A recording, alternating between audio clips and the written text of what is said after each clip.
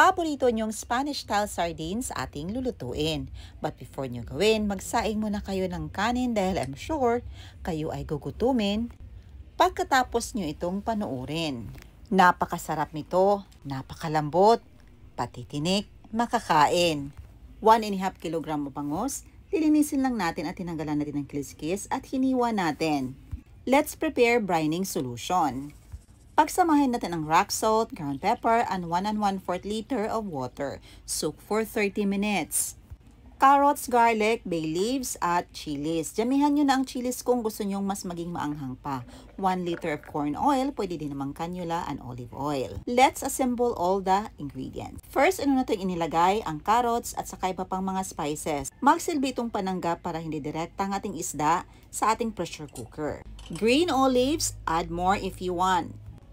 Lalo na kung pang negosyo ito, damihan nyo na din ang bay leaves at saka bawang. Ina-alternate lang natin ang paglagay ng isda pagkatapos nilagyan natin ng iba pang mga spices. Green olives, carrots, bay leaves, pwede din kayo mag-add dito ng asin. Kaya inasimbol na natin lahat. At sa ibabaw nito, nag-add tayo ng iba pang mga spices na natira. Nag-add tayo ng rock salt, seasoning, at yun mo itong ginamit ko. Nag-add din tayo ng oyster sauce. 2 teaspoon ground pepper at 1 liter of corn oil. Pwedeng olive oil, pwede ding canola. Mas maigi yung blended olive oil, mas masarap yon at na-try na din natin yon at mas mura. Sa mga nagtatanong kung bakit madaming oil, ito yung magpiprito at magluluto ng ating bangus. 1.5 cups of water, 3 tablespoon of cane vinegar. Adjust to taste according sa inyong panlasa ha. Ngayon, i-pressure cook natin ito until it whistles. Set the flame to high until na mag-whistle ito. Pagkatapos mag-whistle, iset natin ang timer 1 hour and 30 minutes medium to low flame. And after 1 hour and 30 minutes, ito na, naluto na at lumambot na ang ating mga bangus. Ang bango, ang ganda ng pagkaluto.